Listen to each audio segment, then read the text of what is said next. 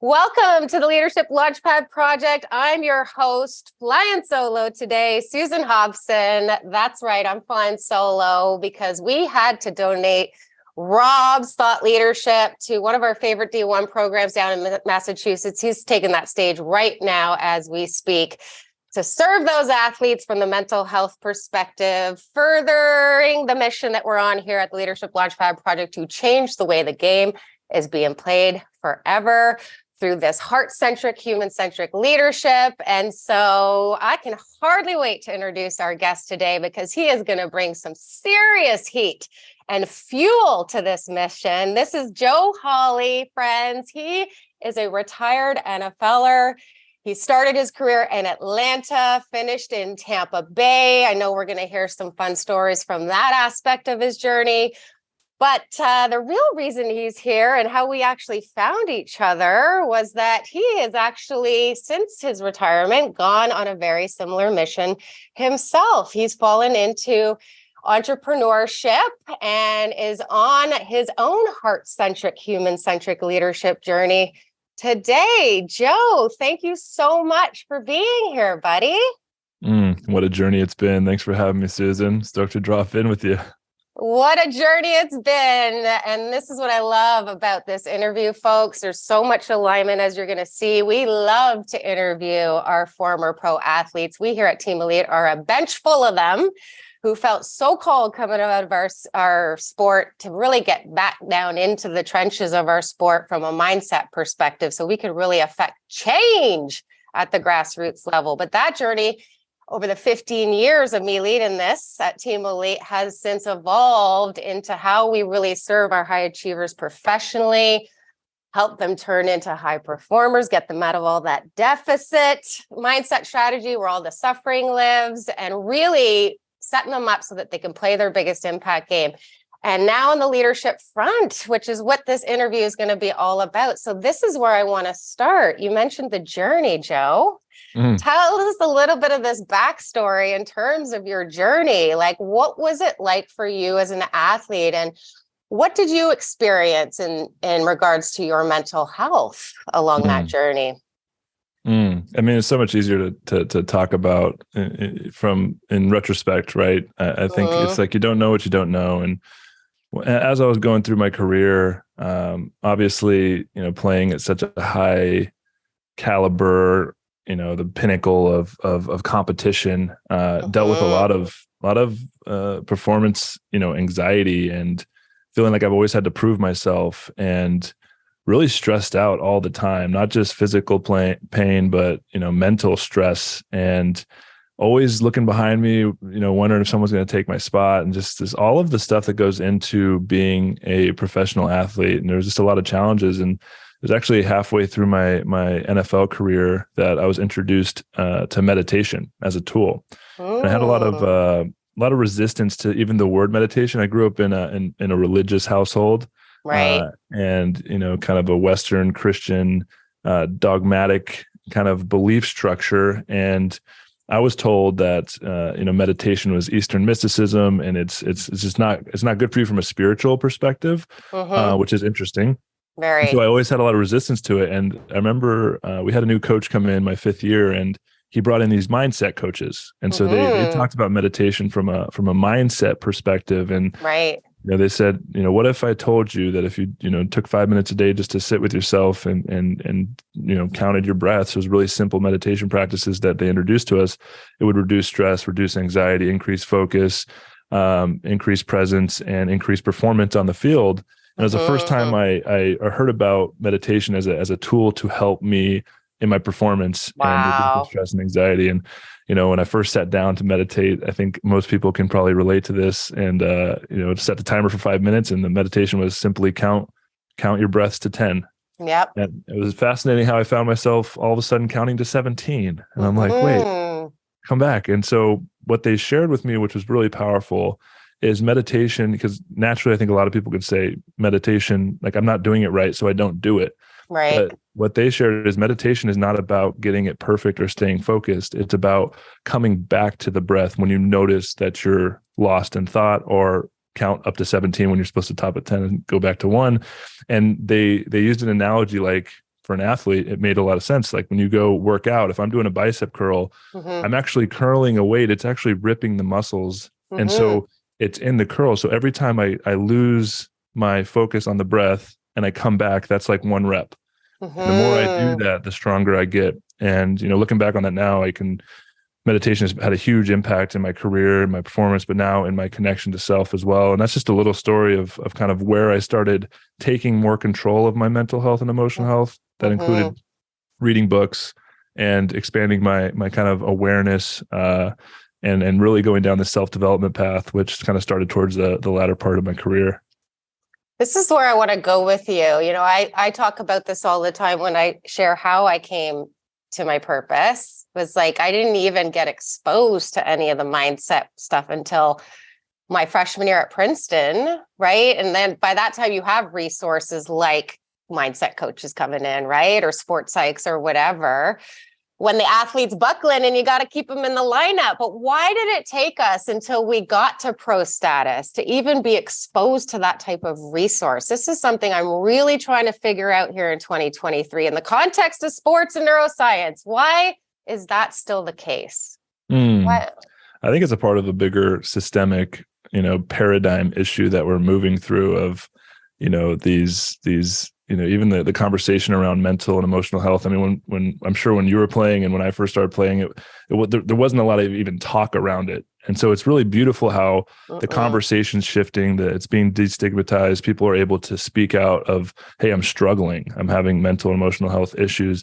But I think even what I've learned since I've been done playing is how laggard it still is from really understanding what it means to be human. And what it means to perform. And there's just so many things that are missing in our kind of reductionist, scientific, individualistic paradigm. And, that's what I'm really passionate about is talking about the whole human, the mind, body, and spirit, not just the body and performance, but how are you so well-rounded, and including the emotional body, the spiritual body, the mental body, the physical body, because all of it is connected and 100%. We can't deny that.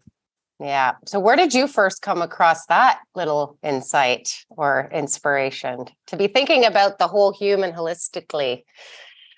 Was that probably in sports or was that post sports? Probably when I started diving into reading books, and probably read a few spiritual texts and started meditating, started journaling, and really just started, discovering the inner world of myself and understanding that I do have an inner world. There's a story and a narrative that I'm constantly playing out in my mind. I read this book called The Power of Habit. And in that book, it talked about a simple thing like brushing your teeth. And this is what really stood out to me. I don't really remember a lot from that book, but I remember it was talking about like brushing your teeth. He's like, I'm sure when you're brushing your teeth, next time you brush your teeth, notice if you're actually brushing your teeth or if you're thinking about the day or thinking about what you have to do. And so, it took me a couple days because it's hard to train awareness and to train presence. And you don't realize that you're always lost in your thoughts until you recognize it. And so I had this profound moment where I was brushing my teeth, and then all of a sudden I was like, holy cow, I noticed that I was lost in my thoughts. And so I started, really feeling the bristles on my teeth and tasting the toothpaste in my mouth. And I had this profound experience of, holy cow, I noticed my thoughts. And you don't really notice your thoughts until you have an awareness of observing your thoughts. That's everything. When you can create that space, then you can start actually working with the stories that you're telling yourself and the narratives that you have. And that's where the real power of the mindset, you can shift what you believe and in turn, really change and shift who you actually are. And then once that shifts, how you relate to the world, right? Yeah, because what you realize is the whole world is a projection of your inner world. Like the stories of what you think the world is, you overlay all the time unconsciously. And so your beliefs actually create the reality that you live in. I truly believe the biggest awakening anyone can have is going from victim consciousness to finally taking responsibility and becoming the creator of their own reality, and not having this life is happening to me, but life is happening for me. And when you can shift into that mindset, everything changes. I love that. From victim to victor, right? I feel like that's the whole we call it TSN up here, ESPN in the States, turning point moment, is where we actually step into leadership, right? Like that's where self-leadership begins, is that self-responsibility. It's so wild. We always throw out the Tosh Urick quote on self-awareness, like 80% of people consider themselves self-aware and only like 12% of them are. It's kind of like we consider ourselves good drivers, but how many of us actually are, right? So I feel like one of the biggest moments that I remember really pressing on that self-awareness was coming out of sport. And this is really a place where you and I connected off mic, right? In terms of us questioning again, like, where are the resources here for our athletes when it's time to hang up the skates or the cleats, right? Like that also is a very, very impactful moment from a mental health perspective. So what I'm just curious, was that transition like for you once you finally retired? Yeah, it's a huge issue. A lot of athletes, and it's like the longer you play, the harder you fall. And it's something that, you know, the resources that the NFL provides, it's almost laughable, really, at the resources they have and how much they actually give to the transitioning athlete. And, you know, they do a lot of things like, you know, make sure you have a plan B, make sure you prepare when you're done. You can't play this game forever. The NFL acronym is often referred to as not for long. And that's just, you can't actually have a plan B as a high performing, you know, high caliber athlete, professional athlete, because if you have a plan B, you're not going to be able to show up and perform at the highest level and compete at that level. So you have to be so singularly focused on achieving this one thing. And when it's over, holy cow, like who am I? And you're confronted that with that face on.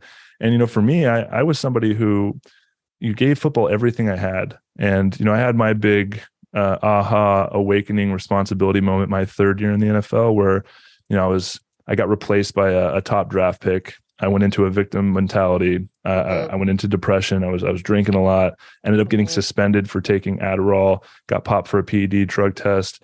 And I found myself in the front office and they were about to release me. And when they told me they were going to release me, I had this moment because I was playing the victim. I was like, oh, this coach doesn't like me, or this strength coach doesn't know what he's doing, or I'm better than this player. I was just waiting for an opportunity. And I just thought the whole world was out to get me, and they didn't understand. And in that moment, when I got cut and got released, I was filled with something that I did not expect. And I was just with this profound regret, because I knew that I was responsible for where I was at and nobody else really cared. And it was just this huge awakening. And from that moment, I promised myself that one day I'm going to be done playing this game, but it's not going to be because I didn't give it everything I had. And so I was able to play another 5 years after that, ended up earning my starting job back, and started like another 30 games. And it was really beautiful. And I got to a point where it was like, okay, I think this is going to be my last year. I'm finally done. I was tired of having to prove myself. My physical body was deteriorating, and I really was questioning the longevity of, you know, this idea of, do I sacrifice more of my health for more wealth? And was contemplating that. Real. So I decided to walk away. And so I was somebody that was like super prepared, I thought, for the transition. I had my head on straight, and you know, on paper, I was somebody that should be able to handle it really well. And when I walked away, I was really surprised that, you know, my fiance at the time was really unsupportive. I think a lot of athletes struggle with their relationships, you know, especially at that elite level when there's a lot of money involved, a little bit of fame. And it's not just my identity, but it was her identity of being an NFL player's wife, you know. And so I felt unsupported by her, felt unsupported by my parents, who didn't really understand the decision. Like, you're going to say no to millions of dollars and your childhood dream, like, you've worked so hard for this. And so they were attached to their son being an NFL player. And so I felt really isolated. I felt alone. And, you know, when I finally walked away, there was that whole final year, I was excited about, you know, experiencing the freedom from the game. Like, what is life like outside of this thing that I've been, you know, focused on for so long. And when I walked away, it was like a few days after my final game, I just found myself on my couch and I was just bawling, just crying, just uncontrollable grief, because I felt this void in my heart of something that, you know, I had been playing my whole life and pursuing, and the thing that I loved so much, and it was no longer there. And I realized the finality of it really hit me hard, and didn't really know where to go. And, I intuitively knew that I needed to go on some type of journey. I needed to go on a pilgrimage. I needed to go find myself. If I didn't know who I was, then I wanted to go experience life without this identity, to see and get that reflection of who am I.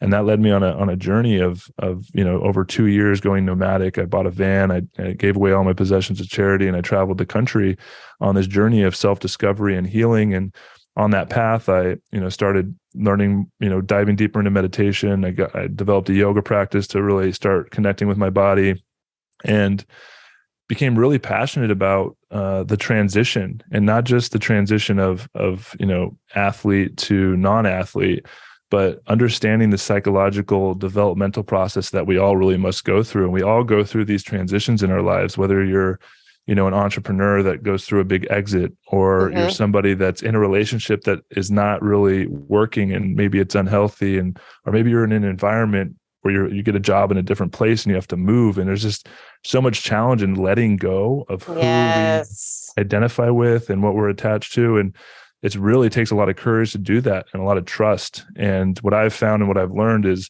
in those unknown spaces, in that discomfort, is where I've felt most alive. And so now I seek out discomfort, and I'm constantly learning and growing and really helping people on that similar path.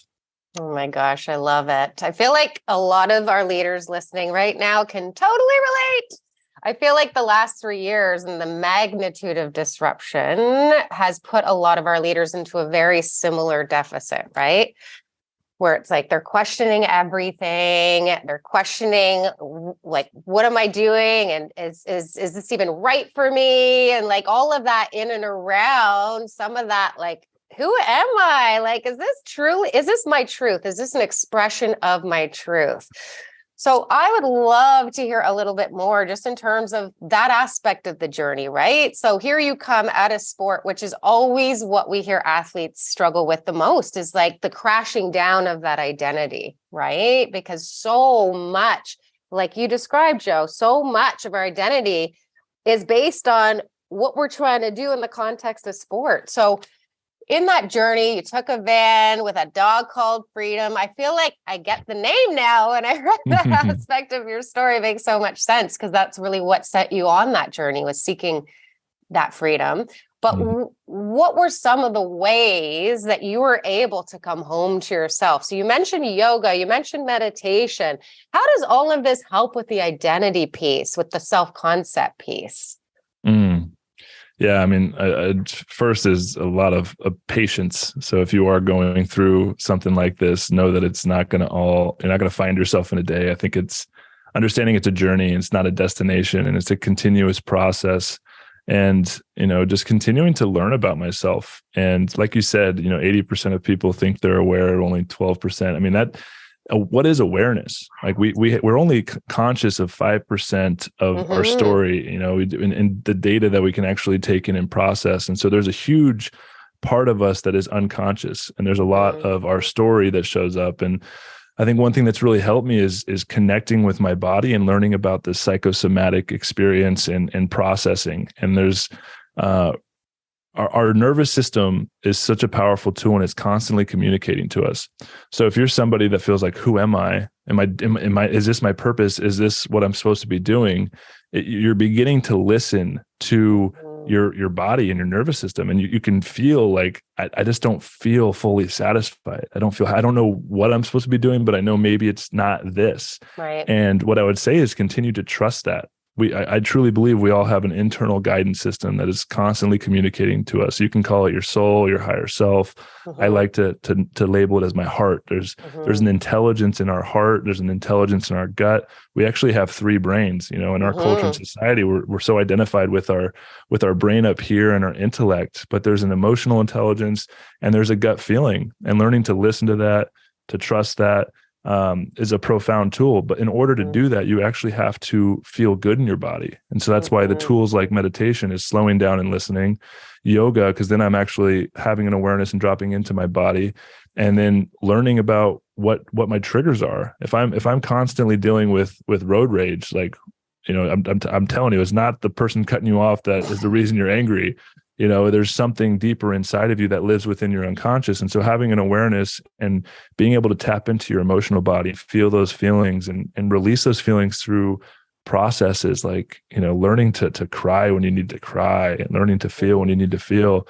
These are all powerful tools that I've continued to develop, and started asking that internal guidance system, like, what is my purpose? What am I here to do? And I'm still trying to figure that out. I'm still integrating those past parts of myself. I'm still listening. And what I've learned is to trust the unknown and to trust that maybe just the next step's going to be revealed. Maybe if you're being called to leave a certain job or a certain situation, and maybe you're like, oh, I feel called to move, and I keep getting hit that I should move to Tennessee, and it's like, but I don't know anyone there. It's like, maybe there's some magic there waiting for you. So can you learn to trust that and go into the unknown?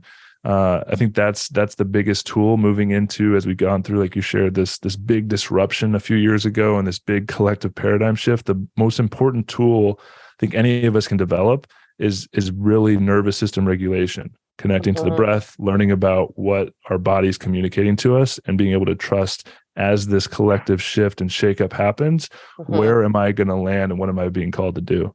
Yes, my favorite aspect in terms of where I was finally introduced to this whole concept known as self-awareness and EQ, because self-awareness is tied to our emotional intelligence, was when I learned the stat on only 20% of our potential is predicted by our IQ. The other whopping 80% is predicted by our EQ.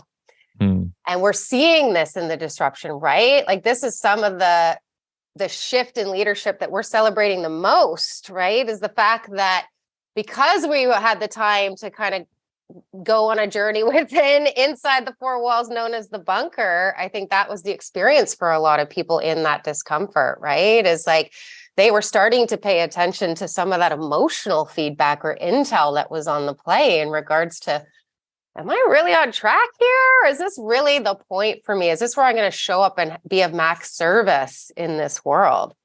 And so, yeah, I do. We're very, very passionate about the emotional intelligence piece. So that obviously was a big aspect of this road trip you took with Freedom.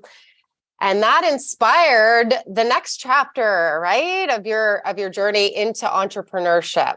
Because obviously you'd been a leader in the context of sports. I think this is why we see so many ex-athletes who show up in spaces and places in business of leadership. But tell us a little bit about that. So you said it's all about recognizing some of that emotional feedback. What was some of that aspect of your journey, and how did that inspire this next leg of the tour as an entrepreneur? Yeah. Wow. I love being an entrepreneur because it is such a beautiful mirror for self-growth and confronting my own limiting beliefs and my own, there's a lot of failure involved. There's just a lot of constant learnings, which has been really beautiful. I didn't always want to be an entrepreneur. I loved football so much. I wanted to be a coach. I wanted to continue being involved in the game. And, talking about the internal guidance system, there was something that shifted around my 6th or 7th year in the league. I played 8 years, towards the latter part of my career.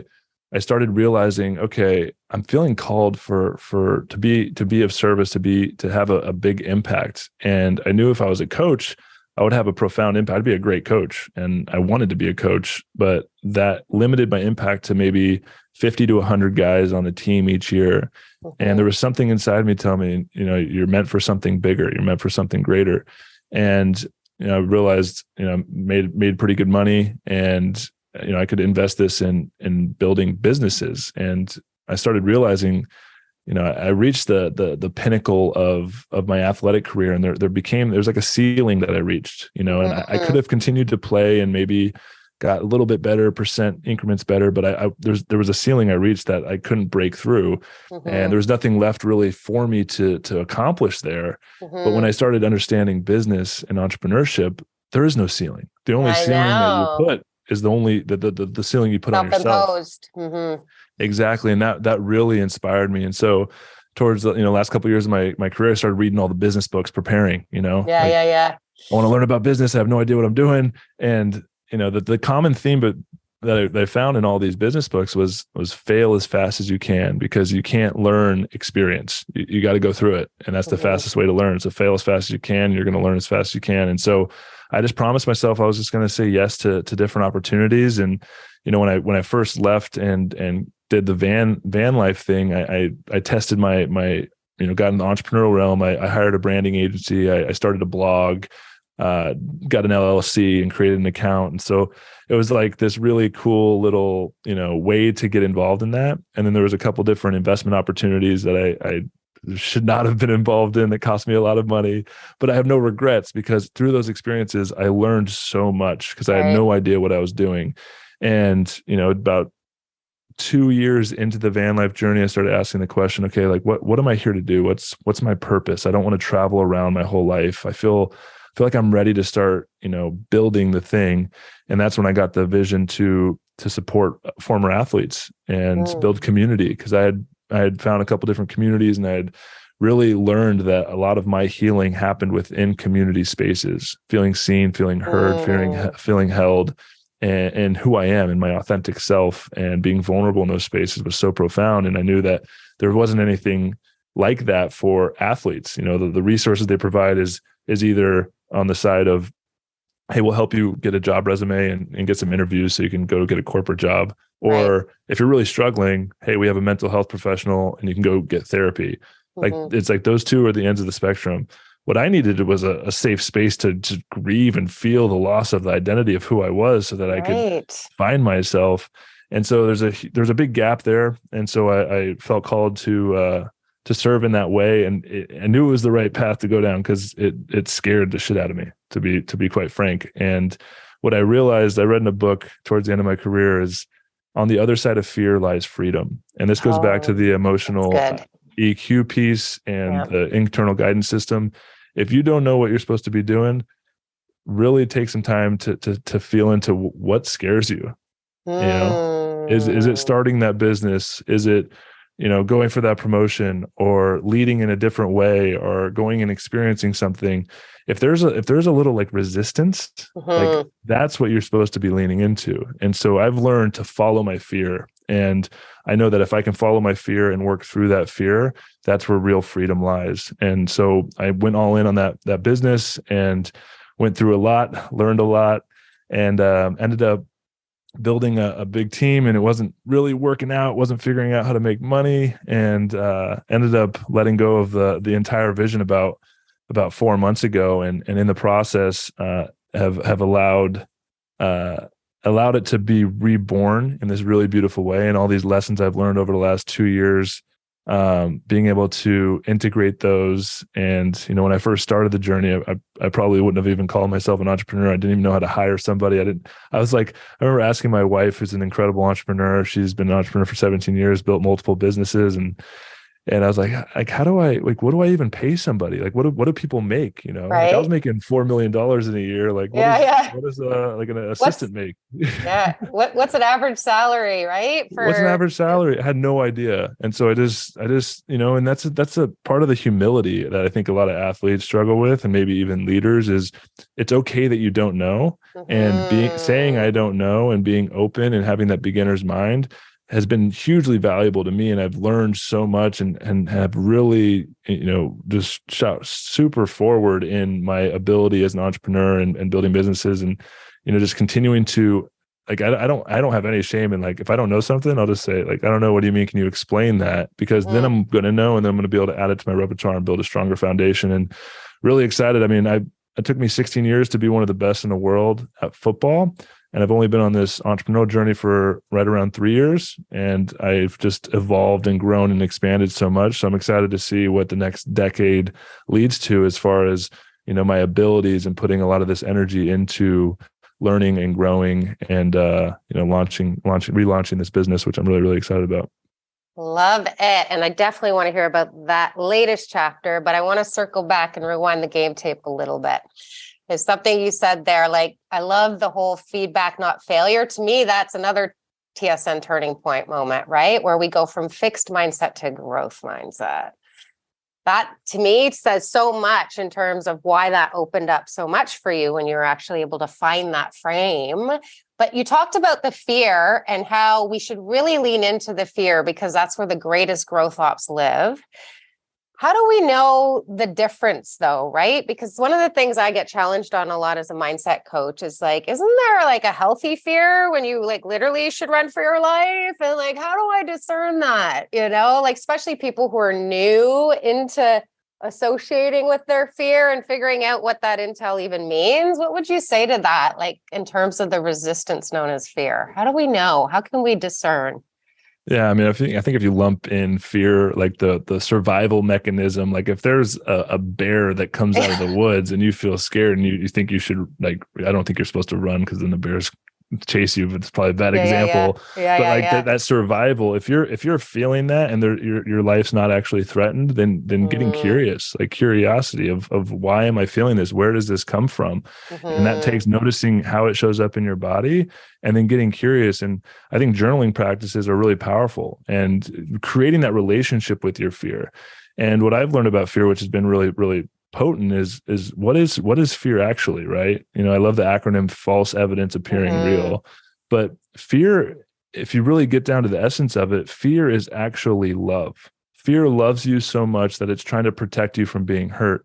So usually you develop a fear from a past experience, which lives in your unconscious, of why I shouldn't do something. And we all have these core wounds, right? This fear of rejection, this fear of abandonment, this fear of humiliation, and these past experiences when we were younger. Maybe I got humiliated if I actually did. So let's talk from experience. I had a moment when I was in 4th grade where I was giving a presentation to a class and I froze and the whole entire class just erupted in laughter. And in that moment, I was humiliated. And throughout my life, I've had this deep fear of public speaking. And getting back to that root of, I have this fear of being humiliated. And so when I feel that, it's very real and visceral in my body. And so, knowing that when I got done playing is like, okay, I'm not going to go confront that fear by going and trying to get a TED talk right away, because then I might re-traumatize myself. But I'm going to slowly put myself in those uncomfortable situations. It's like exposure therapy. Totally. Learning to regulate my nervous system, breathe. And another really great thing with fear is, fear and courage are the same frequencies, but just differences in degree, right? You Speak on that. Yeah. You can't actually have courage if fear didn't exist. Right. If there was no fear, then there would be no opportunity. No need for courage. Yeah, you're precisely. Right. And so you start, connecting with that, and I like when I witness courage in people, it's one of my most inspiring things that I can witness in another. It's like, dang, like, thank you for your courage, because you felt the fear and you leaned into it. You leaned into that resistance, and that takes a ton of courage. And I've done my own work with that. And so I just, when I see that in others, it's like, yes, and reframing the feeling, like, when I go do a public speaking event or get on a podcast and I'm feeling nerves, instead of being, I'm scared, this is fear, I say, this is like exciting. Like I feel alive, Yeah. And so training that muscle, training that resilience, getting uncomfortable more often and leaning into that resistance is actually going to help you build confidence in your ability to continue to expand in deeper and deeper levels of discomfort. I love that. I remember the first time I learned about that, like walking down the tunnel and you hear the crowd and it's like, and I remember like before all this training, me as a freshman, like shaking in my skates, right? Like, oh my God, how am I going to skate the first lap without buckling?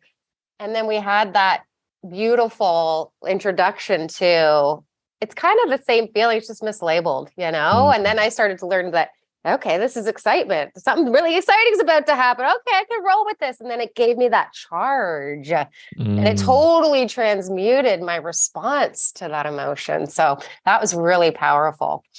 I feel like where I want to go next, because this is the thing that is so inspired to me, is like the latest chapter of your leadership journey as an entrepreneur has really evolved into this heart-centric space specifically, right, in leadership. So you and your latest chapter of entrepreneurship is in something called the Hart Collective. And I know we just talked about the importance of community, which I really want our listeners to go back to episode 101, the very first episode of 2023, where we talked about our predictions for what's in store here in the game of leadership in 23. And it's all about community, which makes a lot of sense coming out of a pandemic as well. we've been calling them our locker rooms, trying to get all our leaders into community so they can resonate and experience some of like what it's been like trying to navigate all of this disruption. And that's been really powerful, right? So please, please, please, before I let you go, let's say a little something about this latest chapter called the Hart Collective. Tell us about this. Thank you. Yeah. I mean, I've been passionate about community since I walked away and gone on my own healing journey. And this relaunch and this new iteration is really focused on supporting high impact leaders, entrepreneurs, and influential visionaries through community. And the way we're doing that in 2023 is we're looking for 40 founding members. And we're going to build community and a network of these high impact leaders because, naturally a lot of people on the top who are leading big visions or building big creations, it's very lonely at the top. And as a leader, it's hard because you have to have it all together. You have to be the one that's holding the space and driving the ship. Mm-hmm.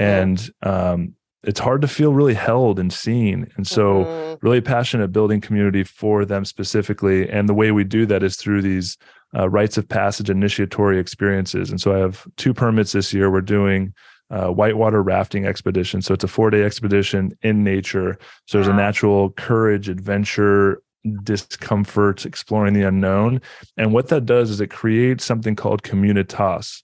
So communitas is an experience when you go to battle with somebody. It's experienced in the locker room. That locker room feel when you speak of that, when you're on a team playing sports, and I haven't experienced this since in the locker room. It's like a lot of my teammates, I probably wouldn't be friends with them outside of the locker room. There's not a lot of correlation, but they are my brothers because I know who they are. I know what they're capable of. I've seen them play with their heart. I've seen them push themselves through the pain and the discomfort to show up for something greater than themselves.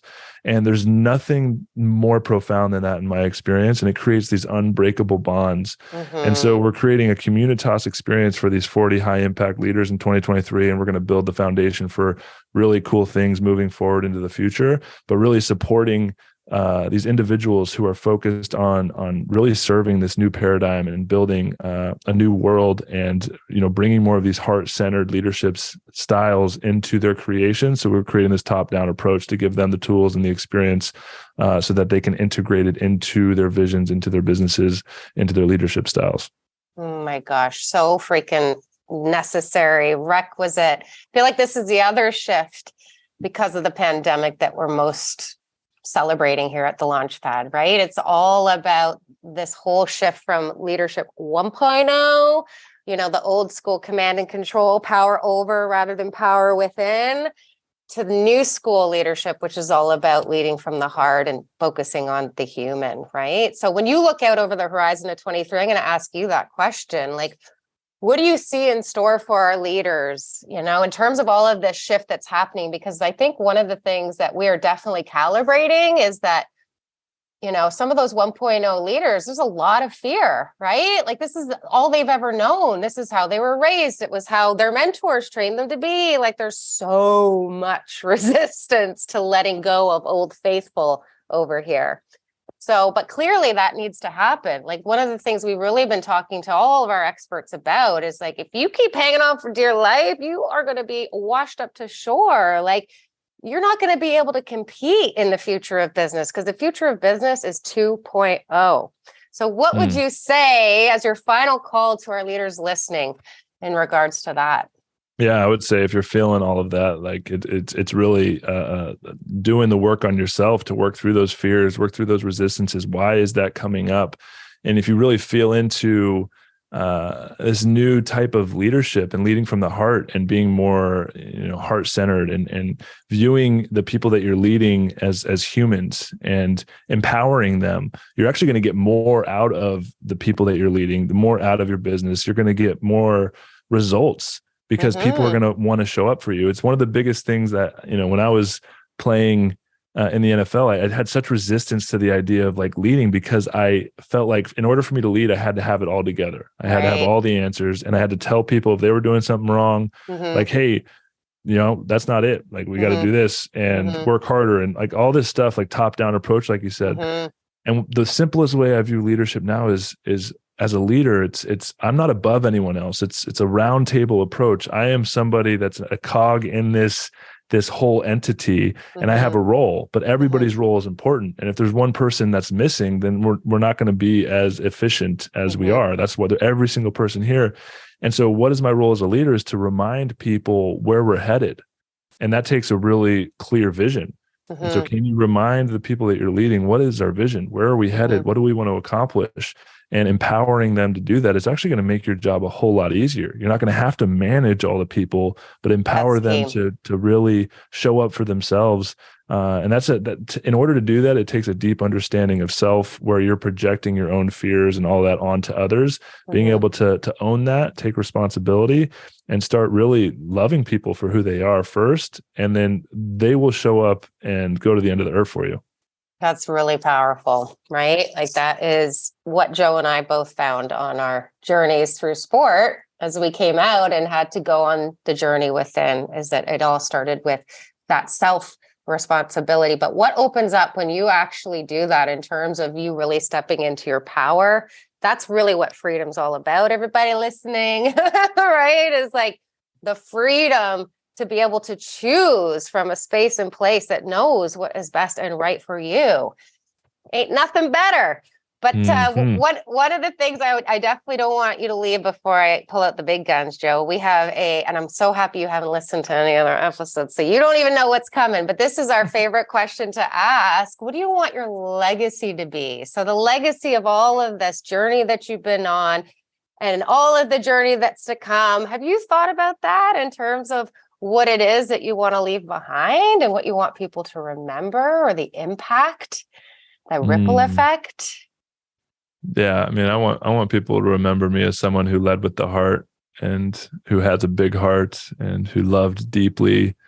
And my passion and my purpose is to create sacred, transformational, safe spaces for people to go on this journey of self-discovery, to feel safe enough to speak out loud the things that they may have shame around, judgment around, fear around, and to be witnessed and held, because there's so much healing that takes place in speaking your thoughts and these thought loops of fear that you're stuck in. If you can just even journal about them or share them out loud, they tend to dissolve instantly in front of you. It's the things that we hold on to, like you said, that are really, really holding us back. And it requires a special type of space. And it's definitely one of my gifts and what I'm really passionate about. And I think, integrating that and helping facilitate that for more and more people is really, really what I'm being called to do. And I want to help support people in being able to do that as leaders for their teams, for their companies, for their businesses, for their visions, is to hold space, a safe space for the people that are around you, because then they're going to be able to show up and, create magic, really. Yeah, that's our favorite aspect of the work to talk about, is what happens when you actually create a foundation of psychological safety in your locker room. And that's what you're talking about, when you're talking about hold safe space, make people feel seen, heard, understood, cared for, right? With all that empathy coming from your heart-centric approach, like the highest performing teams on the planet, like the prediction of the highest performing teams on the planet comes from how much of a foundation of psychological safety they have.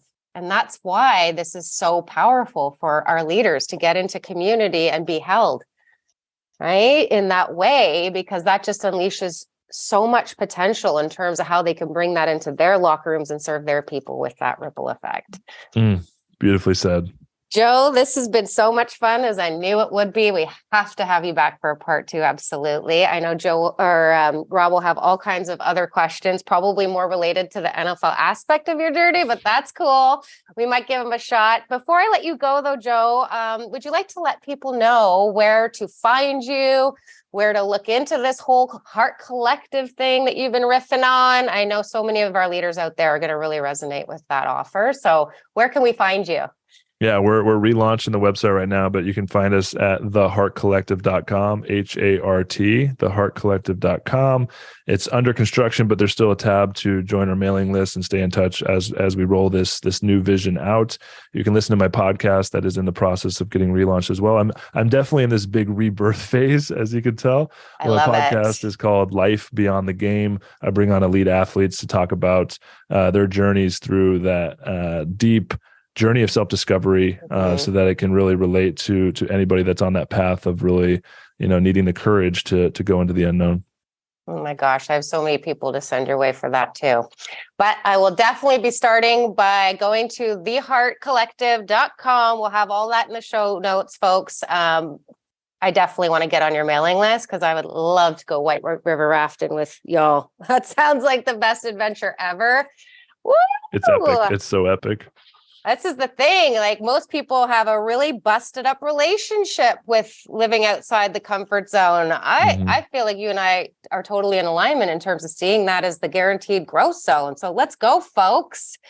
Like, if you're not growing, you're dying. This is like the very essence of what it means to be human. It's the nature of ourselves. We're constantly evolving and changing in our body. So you better believe our psyche, our spirit, our soul needs that growth too. So I know this interview is going to serve so many people. Thank you, everybody, for listening and for following along. If you like this episode, which I know you did, please share it with a friend, share it with a colleague, share it with an athlete, a retired athlete, whomever you feel called to share it with. Please help us on this mission to change the way the game of life and business and sport are being played forever through this Leadership 2.0, heart-centric, human-centric, new school leadership. If you are interested in any of the awesome leadership development opportunities we got going on over here in the Team Elite Dream Team locker room, everything from psychological safety, like we were talking about today, diversity, equity, inclusion, breaking burnout. Please visit our website, elitehighperformance.com. Joe, this has been a blast. We'll see you for part 2, buddy. Looking forward to it. Thank you so much, Susan. Bye, everyone.